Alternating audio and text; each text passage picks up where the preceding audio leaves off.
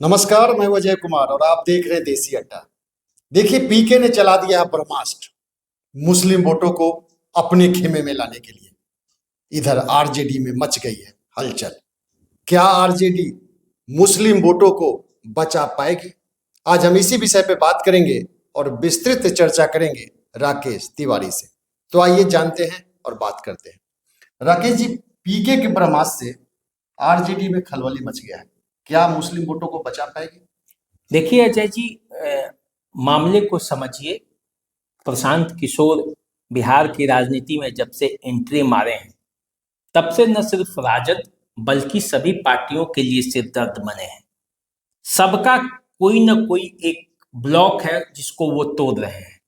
BJP में भी खलबली है, जनता दल यूनाइटेड में भी खलबली है, आरजेडी में भी खलबली है। और आरजेडी में तो इतनी खलबली है कि उसको लग रहा है कि प्रशांत किशोर विधानसभा चुनाव में कहीं उसकी भारी नुकसान न पहुंचा दे। तेजस्वी यादव को जो बिहार के मुख्यमंत्री बनाने का जो सपना आरजेडी देख रही है 2025 में, कहीं प्रशांत किशोर उस पर पानी न फेर दे। और पानी फिरेगा तो कैसे फिरेगा? वो है आरजेडी का मुस्लिम वोट बैंक, जो कि लगभग 18% वोट बैंक पर एक तरफा कब्जा, जिसको आप बोलेंगे, वो कब्जा था आरजेडी का। और उसी वोट पर पीके ने चोट किया है, और चोट भी ऐसा किया है कि उसका रिजल्ट सामने आ रहा है। देखिए, प्रशांत किशोर ने मुसलमानों के साथ बैठकर मीटिंग की है।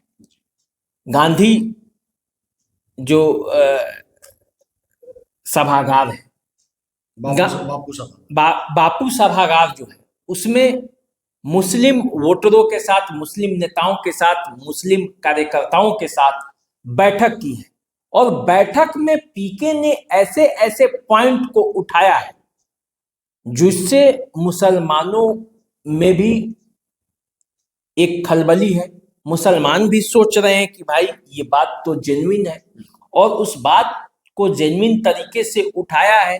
तो जो विकल्प का अभाव मुसलमानों के सामने था, जिस बीजेपी को डर दिखाकर मुसलमानों का वोट अन्य पार्टियां ले रही थी, वो कहीं ना कहीं से पीके उस स्थान पर खड़े होते नजर आ रहे हैं। एक विकल्प रास्ता एक खुलता हुआ दिख रहा है, और ये मुसलमानों के बयानों में भी अब आ रहा है, वो सीधे सीधे दिख रहा है। अब देखिए, पीके ने ब्रह्मास्त्र चलाया है। ब्रह्मास्त्र क्या चलाया है? तो उन्होंने सीधे सीधे मुसलमानों को बताया है और उनके लिए एक प्रपोजल रखा है। प्रपोजल क्या रखा है कि जिसकी जितनी हिस्सेदारी उसकी उतनी भागीदारी। ये फॉर्मूला जो कभी नीतीश कुमार और लालू यादव कहते थे, कर नहीं पाए, उसको करने के लिए, उसको धरातल पर उतारने के रणनीति पर पीके चल रहे हैं। तो ऐसे में उनका कहना है कि 40 मुसलमान उम्मीदवारों को इस बार टिकट देंगे। अब यदि पीके ने ये ऐलान कर दिया, तब आरजेडी के सामने तो भाई संकट आ गया कि जिस आरजेडी को मुसलमान वोट देते रहे हैं, वो क्यों नहीं टिकट दे रही है मुसलमानों को? वो क्यों नहीं 40 टिकट दे सकती हैं जिसका उनका हक है, और उस हक को क्यों नहीं दे रही है, क्यों हक से वंचित की हुई है? तो ये बातें जो है वो आरजेडी के लिए सामने प्रश्न चिन्ह बनकर खड़ा हो जाएगा। और पीके ने ये ऐलान कर दिया है कि 40 सीटों पर मुसलमान उम्मीदवार उतारेंगे ही उतारेंगे। अब देखिए, 18 लाख सिर्फ मुसलमान कार्यकर्ता होंगे, ये ऐलान है। ये इस रणनीति पर काम कर रही है प्रशांत किशोर की जन सुराज की जो नई पार्टी बनने वाली है, उसमें 18 लाख सिर्फ मुसलमान कार्यकर्ता होंगे, क्योंकि आबादी के हिसाब से उसमें भी जगह दिया जाएगा। जिसकी जितनी संख्या भारी उसकी उतनी हिस्सेदारी। ये जो प्रशांत किशोर इस फॉर्मूला पर चल रहे हैं, इन्होंने ये भी ऐलान कर दिया है कि मुसलमान उम्मीदवार का जो चुनावी खर्च होगा उसको प्रशांत किशोर की जो नई पार्टी होगी वो खुद वहन करेगी। अब देखिए कितनी बड़ी बात है, और मुसलमानों को वो किस तरह से प्रशांत किशोर अपने पाले में कर सकते हैं। नई पार्टी में 20% मुसलमानों की भागीदारी होगी, क्योंकि 18-19% के आसपास में उनकी संख्या है। तो 20% जो नई पार्टी होगी उसके कार्यकर्ता, उसके पदाधिकारी सब के सब मुसलमान होंगे। ये ऐलान जो है प्रशांत किशोर ने जब से किया है तब से आरजेडी के पसीने इसलिए छूट रहे हैं क्योंकि उनको भी अब इतनी हिस्सेदारी देनी पड़ेगी। अगर नहीं देंगे तो फिर इस सवाल को मुसलमान उनके सामने उठा सकते हैं। अब देखिए प्रशांत किशोर ने कहां कहां तक चोट किया है, इस बात को आप जब चलेंगे तो पता चलेगा कि प्रशांत किशोर का मानना है, वो कहते हैं, वो कह भी रहे हैं, उनके बीच खड़े होकर कह रहे हैं कि मुसलमानों के खिलाफ संसद में कानून बनाए जा रहे हैं, CAA, NRC, ये जो कानून है वो उनके खिलाफ बनाए जा रहे हैं। तो इस तरह से वे बीजेपी पर भी चोट कर रहे हैं। तो जब जैसे ही उनका चोट बीजेपी पर होगा, मुसलमानों का स्वतः जो है वो झुकाव पीके के तरफ होगा। तो वो एक तरफ चोट नहीं कर रहे हैं, वो दोनों तरफ चोट कर रहे हैं और इसका असर ये होगा कि उनका झुकाव सीधे सीधे प्रशांत किशोर के तरफ हो सकता है। होगा कि नहीं होगा ये तो विधानसभा चुनाव में पता चलेगा कि क्या परिस्थितियां बनेंगी। चुनाव में परिवर्तन होते देरी नहीं लगता, लेकिन प्रशांत किशोर का ये रणनीति है। वो कहते भी हैं कि मुसलमानों का वोट नहीं, उनका दुआ चाहिए। अब देखिए कितना बड़ा इमोशनल कार्ड है प्रशांत किशोर का कि वो कहते हैं कि वोट नहीं चाहिए, आप अपना दुआ ही दीजिए हमको, वोट तो हम आपका पा ही लेंगे। तो ये भी बात है। तीसरा वो अहम सवाल उठाते हैं और वो अहम सवाल ये है कि मुसलमानों को उनका हक नहीं दिया जा रहा है, ये प्रशांत किशोर कहते हैं। और बाय डाटा के साथ वो समझाते हैं कि देखिए 40 विधायक संख्या के हिसाब से होना चाहिए विधानसभा में मुसलमानों का, तभी आप अपनी आवाज बुलंद कर पाएंगे। और अभी कितनी संख्या है, 19 है।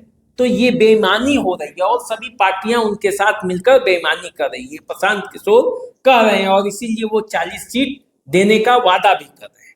वो कहते हैं कि 1650 मुखिया और सरपंच होने चाहिए मुसलमानों के, लेकिन वो है कितने, तो 1200 के आसपास है।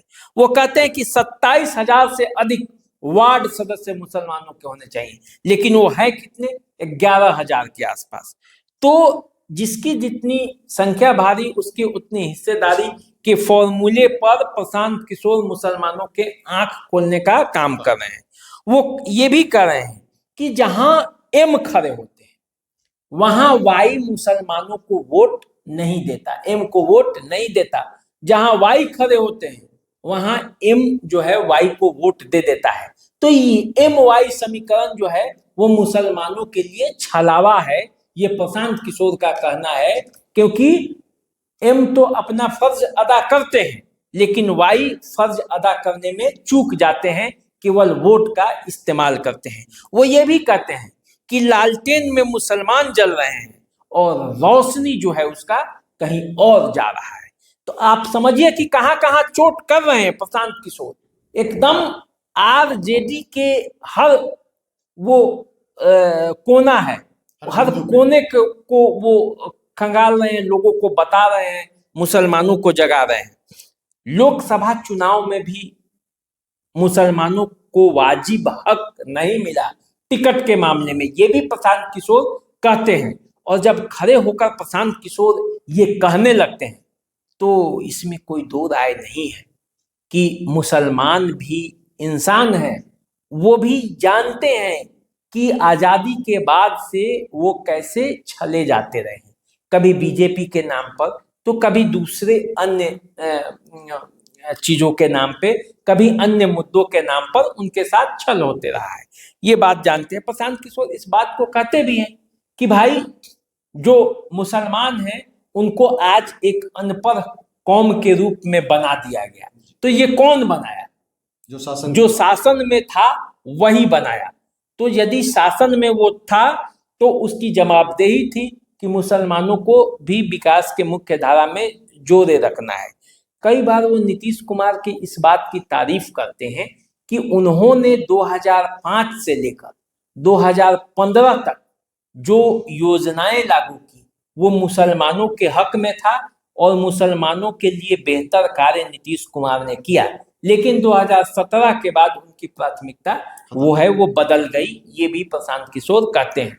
तो जनता दल यू पर भी वार कर रहे हैं, बीजेपी पर वार कर रहे हैं और आरजेडी पर तो वो चोट कर ही रहे हैं। तो ऐसे में देखा जाए तो प्रशांत किशोर सबके लिए एक खतरा बने हुए हैं और वे ब्रह्मास्त्र अपना छोड़ चुके हैं।